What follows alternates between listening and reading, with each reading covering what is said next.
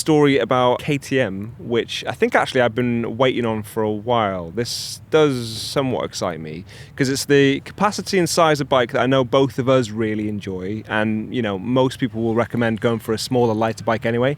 But there's a more aggressive 390 Adventure on the way, which we've both borrowed, both really liked. I mean, I think I liked it more than most reviewers, but then I don't have the same sort of experience as a lot of people who were reviewing that bike. Yeah. I think some of the criticism that was levelled at it was things like peg position. I think it was Fortnite actually mentioned about it being angled too far forward, so it's sporty, you can't really get a comfortable standing up position, and it wants to buck you over the front, which I, on reflection, went, yeah, that does make a little bit more sense to me. So this one looks, first of all, it's got a visual upgrade. Yeah. Like it? Don't like it? I mean, this is the direction that all KTMs seem to be going in at the moment. We've had spy shots of a 990, a 1390, so this is their smaller capacity adventure bike, 390. Maybe it'll be a 490, I don't know, but they're smaller capacity bikes, they're middles, what will be the 990 Adventure, their big capacity, are all going into this visual style, which is much more rally inspired. They're saying, a lot of people, that this is basically taking inspiration from the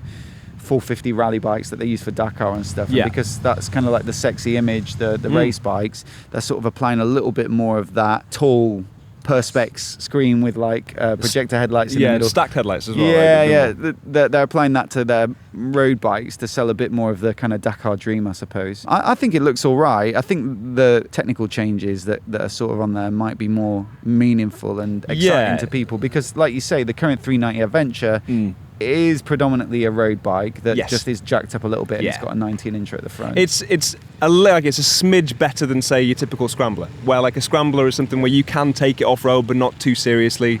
I think one of the things I sort of noticed on it was, lower ground clearance. I definitely noticed that taking it off-road. So this one is, I believe, taller, a little bit skinnier as well from the spy shots that they've got of this. Yeah, it does look a bit slim.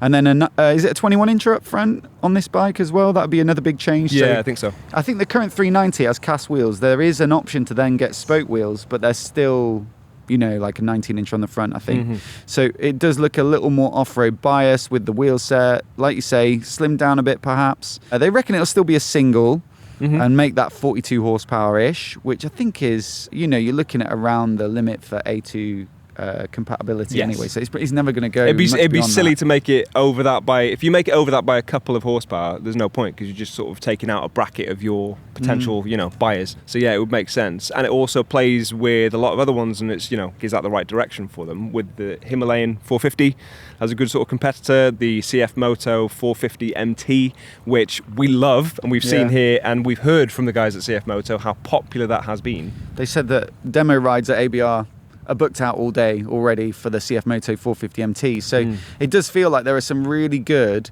400 to 500cc adventure bikes with quite a serious off-road bias available at the moment. And so perhaps that's what they had to lean into here in order to kind of keep it competitive.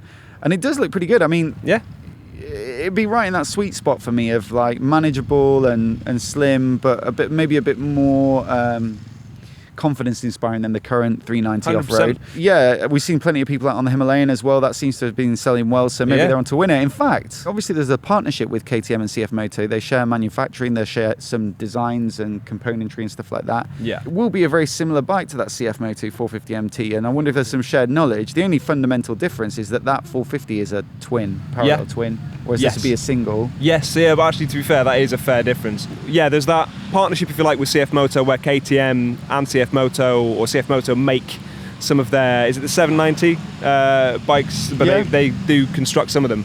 With this one, interestingly though, I guess it's not the same engine as you've sort of already pointed out, but it's made in India. They're Bajaj, who also make the Triumph. So I think any KTM that's 390 or below is made by Bajaj in India. So that's a good point. It won't be on the same platform then. No. Well done, mate. Good. Thanks, man. Okay. Well, anyway, I'm looking forward to that one, and it'll definitely be one of the bikes high on the list. If it comes out end of this year to demo next year, I'm going to love testing that out.